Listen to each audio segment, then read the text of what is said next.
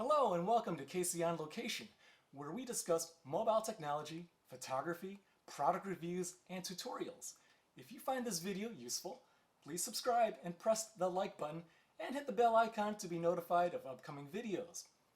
In this video, I will give my general impressions of the Note 10 Plus phone and to point out the primary differences between the Note 10 Plus version compared to the regular non-Plus model, in case you are trying to decide which version to get yourself.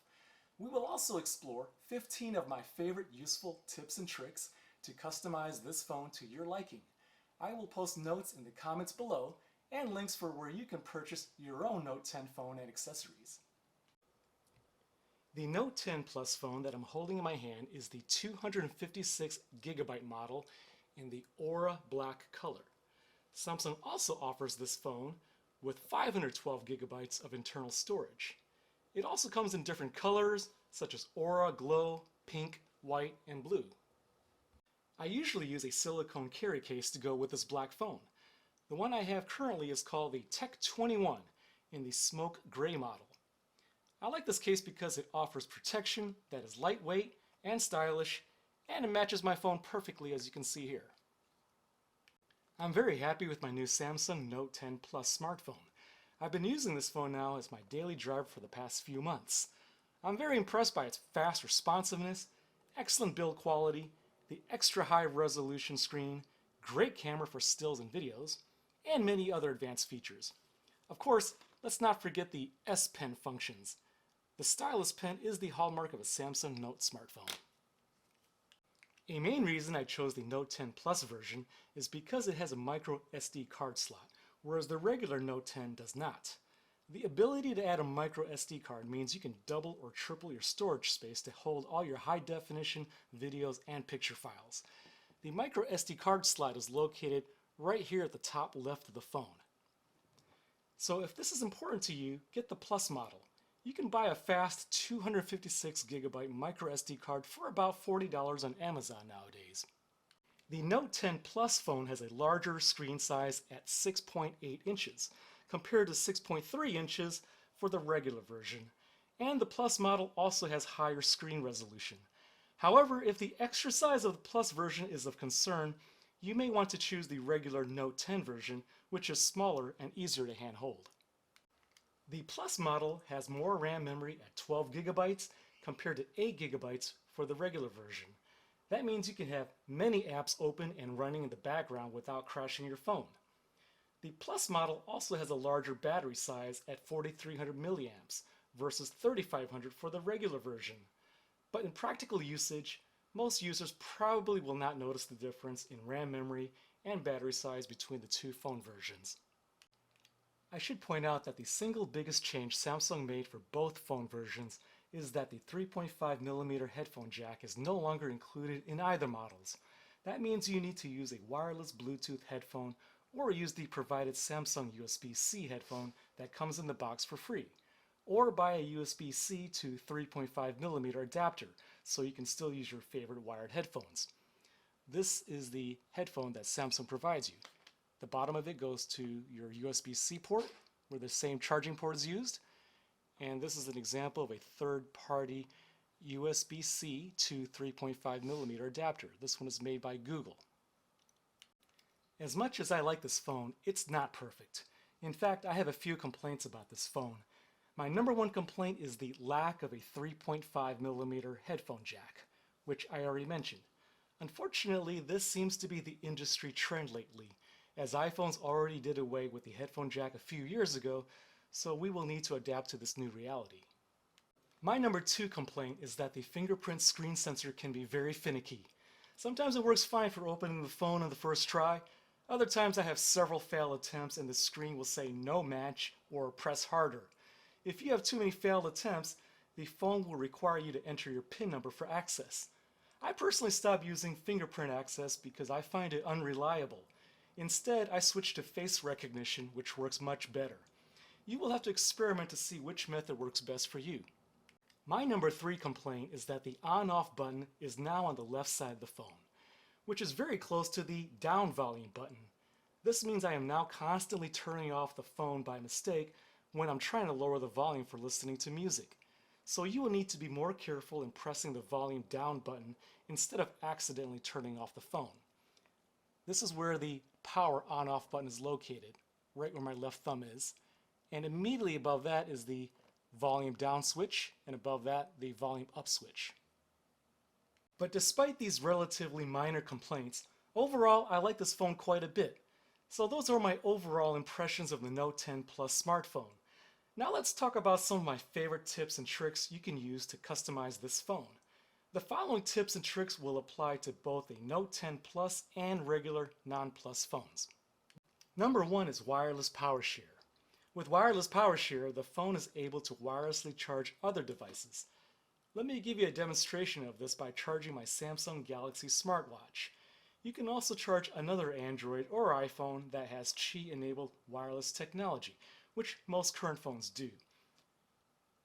Swipe down from the top of the screen to see quick settings. Swipe down a second time to show all your other menu options. Tap on wireless power share. Tap here to enable it. This screen comes up. That means you are now ready to do wireless power share. Turn your phone upside down, and you have to place, for example, this phone dead center in the back of the phone, and the screen comes up. Perfect charging will begin. And there we go. It's charging right now. It says 14 minutes remaining at 91%, and it's charging. That's an example of wireless power share. Number 2 is fast charging. The Note 10 Plus phone has fast charging for both wired and wireless. In fact, the included Samsung charging brick is more powerful than previous versions in order to charge the Note 10 phone faster than normal charging. To take advantage of the faster charging feature, do the following. Go to your Settings app, open Settings, tap on the magnifying glass. In the search box, type in the word Fast Wireless.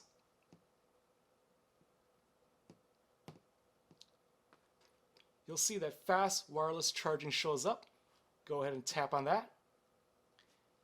And what you do is you scroll down a little bit and you'll see these two choices, fast cable charging and fast wireless charging. Go ahead and enable both. On my phone, they're already both enabled. What you would do is you swipe from left to right, or just tap here, and then it will enable it. Right now, it's on for both. And by doing this, your phone will charge faster, both wired and wirelessly. Number 3 is the always-on display. This is useful to show a clock on the lock screen, plus to show a fingerprint mark for where to place your finger to open the phone. This is the clock that I chose. It's showing that it's Friday, November 22nd at 84% battery life. It shows me that I have one Gmail alert message that I haven't read yet. That's the fingerprint mark for fingerprint access. So this is an example of an always-on display. If you want to enable this, what you do is go ahead and open your phone, go to your settings icon, open that. Then you want to scroll down to your lock screen. Go to your always-on display. Mine is already enabled. Choose that. Then you choose a clock style. Then you tap on always on display, and then you'll notice that at the bottom of the screen there's all these different clock choices that you can have. Go ahead and choose whatever one you like and then press done.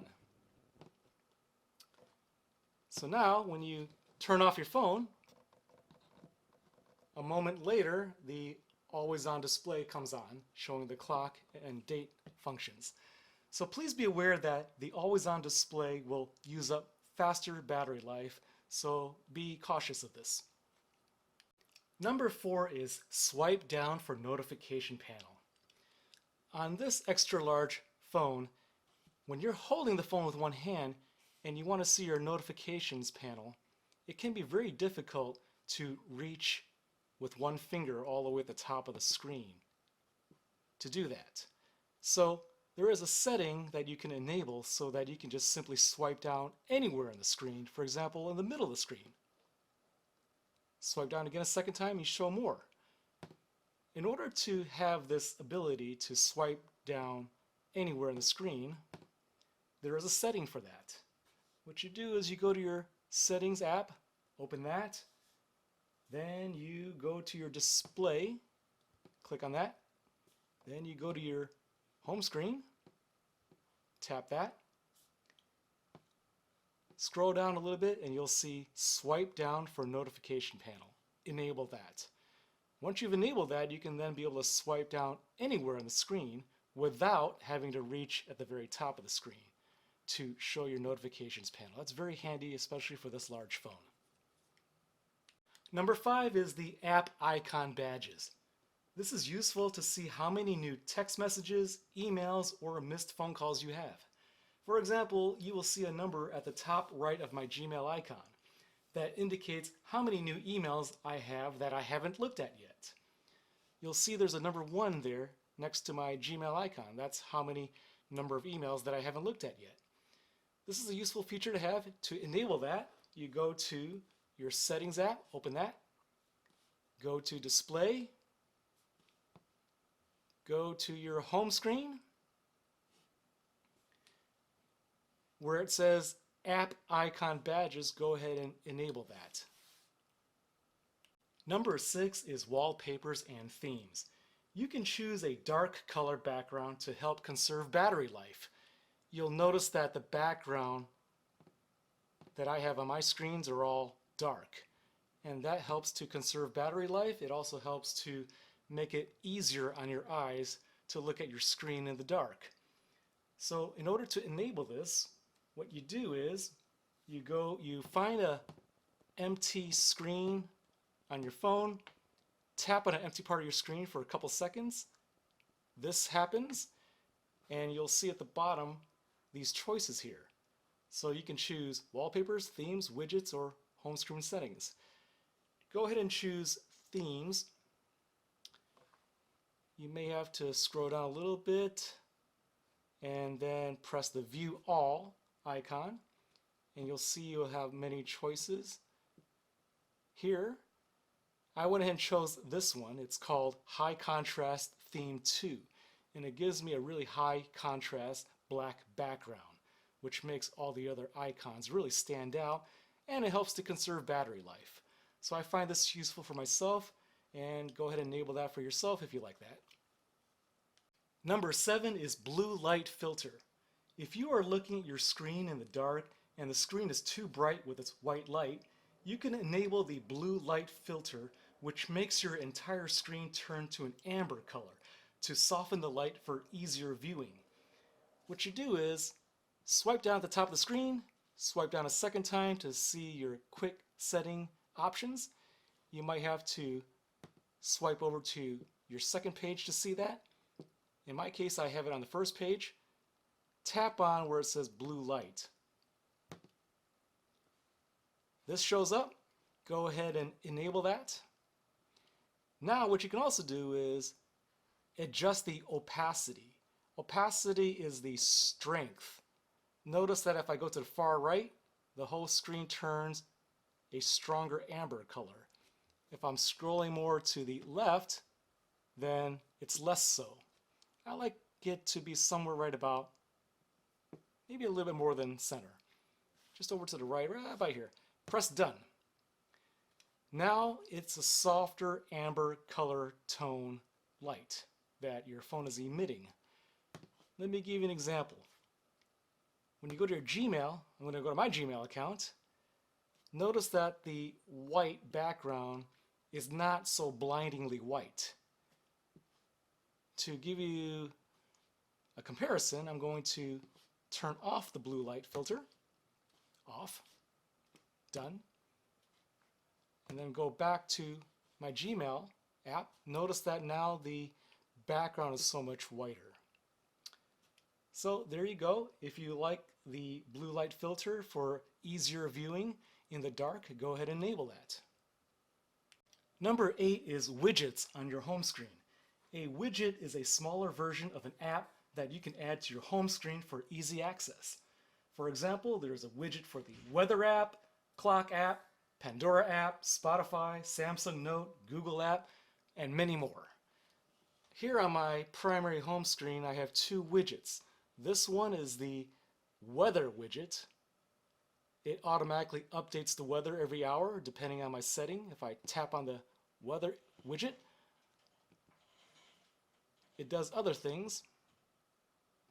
It opens up here and I can see more details for the weather. Here's another widget. This is my Pandora widget. I can just simply tap right there and it starts playing music, or I can go to the next song by tapping the next icon. So in order to have a widget added to your screen, what you first do is find an empty spot on your screen, press your finger down on the screen for a couple seconds like this, and then this comes up and you'll see that at the bottom of the screen it'll say a number of choices. You have wallpapers, themes, widgets, home screen settings. Go ahead and choose widgets. Now in my case, because I have so many apps installed on my phone, that means I also have many widgets that I can choose from. So let's say, for example, I want to choose Google Play. I tap on Google Play and here I have three choices. The choices I have will have different design layouts, including different size layouts. Let's say I want this one. You press your finger down like this, and then you choose where you want to drop it, whether on your main home screen or a different page, and just let go of your finger and then there you go. You can also resize it like so. Make it a little bit bigger. That's about as big as it gets. Go ahead and tap on an empty spot to unselect, and that's an example of adding a widget. Number 9 is the floating shutter camera button. You can add a second shutter release button anywhere on the camera app screen. This makes it easier to take a picture in selfie mode, so you don't have to reach all the way to the edge of the screen for the default button. Let me give you an example. This is the default built-in shutter release button to take a picture. So you would press that button to take a picture. Let's say you are in selfie mode, so you press this and you want to take a picture of yourself. Let's just say, if you're holding the phone in such a way in order to take a group shot picture of you and other people, it's really difficult to reach all the way at the edge of this button here to take a picture. That's the default built-in shutter release button. Look what I can do. I have a second shutter release button that I can place anywhere on the screen and press the button and take a picture. I can put it like right here, which I find to be ideal because that way I can hold the phone like so with one hand and just simply press that button with my index finger. So this is very handy to have when you're taking group pictures or an individual picture in selfie mode. To enable this, what you do is go to your camera app, open that, then go to your camera settings, which is this little icon at the top left here of the screen. And what you do next is you go to your shooting methods, which is right here. Shooting methods, click on that. There's a setting here that says floating shutter button. Add an extra shutter button you can move anywhere on the screen. Go ahead and enable that. Mine is already enabled. Do that for yourself, and that's very handy for taking pictures in selfie mode. Number 10 is using your stylus pen for a camera remote shutter release. Did you know that you can use your stylus pen to take a picture? Let's demonstrate that.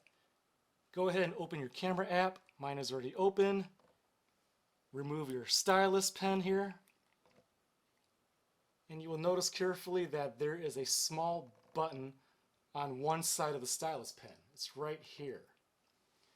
So go ahead and aim your camera on something. I'm going to have my smartwatch here aimed at that, and I'm going to press the button. There we go. It just took a picture. I'll take a second picture. There we go, we took a second picture. And if I go to my albums right here, there you have it. I just took a picture and a second picture. It's very useful to use the stylus pen as a remote control for taking pictures. That's the button right there. You can also use this little button to activate the zoom feature by scrolling left and scrolling right to zoom in and zoom out of your camera lens. Number 11 is Edge Panels.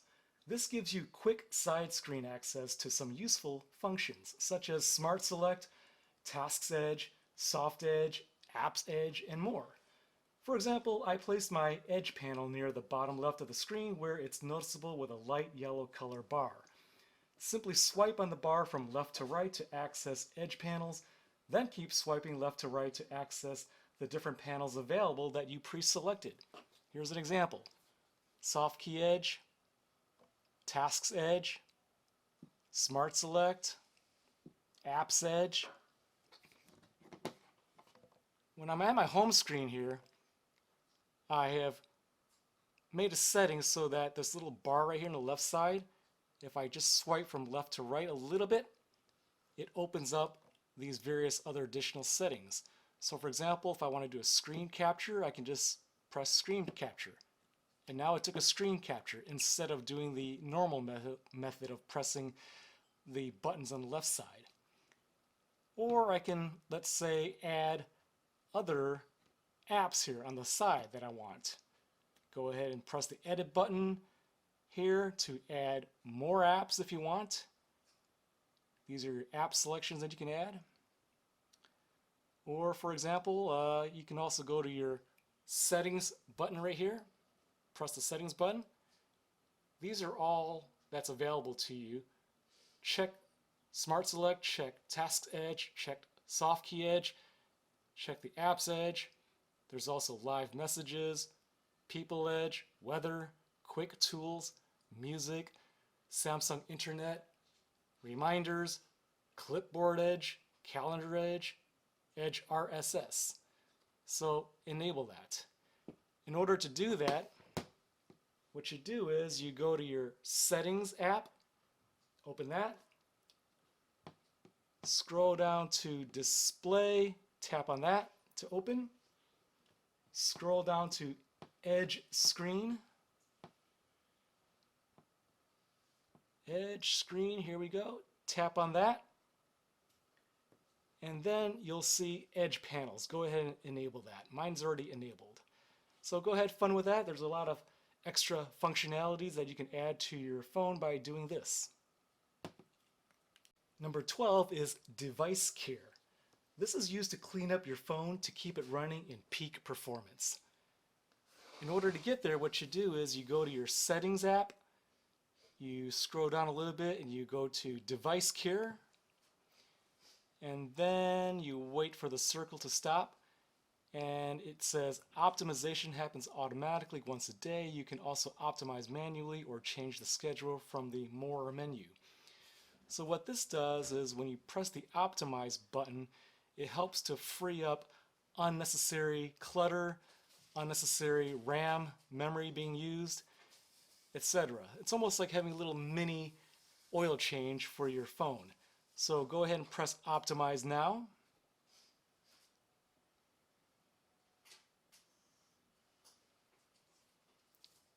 You wait for it to do its thing. It says done. Press done. And it says now you're at 100% excellent. Your phone has been optimized. Number 13, we have triple tap to magnify the screen view. This is useful to enlarge the screen to make it easier to see the information so you don't need to put on your reading glasses. Here's an example. I have this app open. It's the CVS coupon app. Let's say, for example, I'm having a hard time reading this number here for the price. I can just simply triple tap on the screen to magnify the view. There we go, $9.29. I can now use two fingers on the screen to scroll around, top and bottom, left and right. So that's a very useful thing. If I want to unmagnify the view, I just simply triple tap again, and then it goes back to normal view. So this is a very useful feature to have when you are not able to magnify the screen otherwise. In order to enable this, go to your Settings icon app, then you go to Accessibility, which is here. Then you go to Visibility Enhancements, which is here.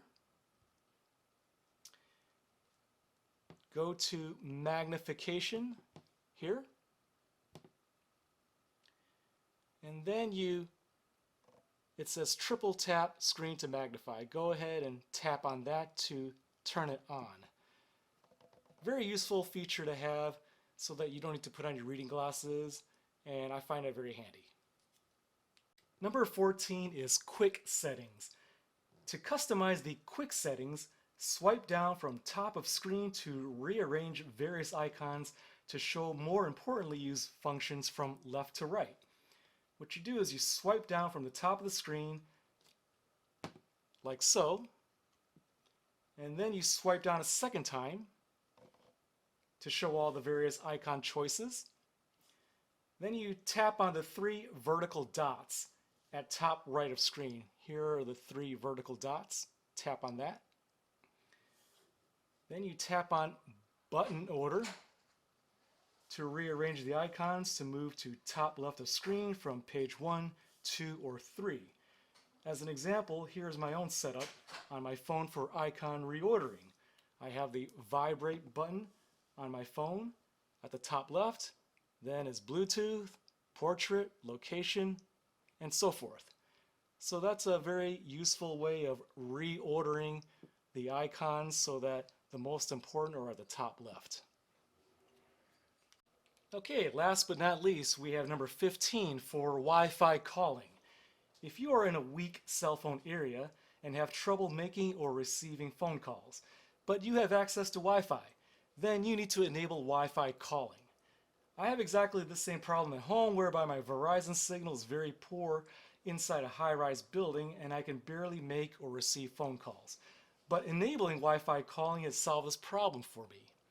So what you do is you go to your home screen here, you tap on the phone icon, tap on the menu icon, which is these 3 vertical dots here at the top right of the screen. Tap on that. Tap on settings here at the bottom. Scroll down a little bit and you will see Wi-Fi calling. It says use Wi-Fi to make and receive calls whenever possible. Go ahead and tap that button there to enable it. Very useful function to have. So that wraps up my general impressions of the Samsung smartphone.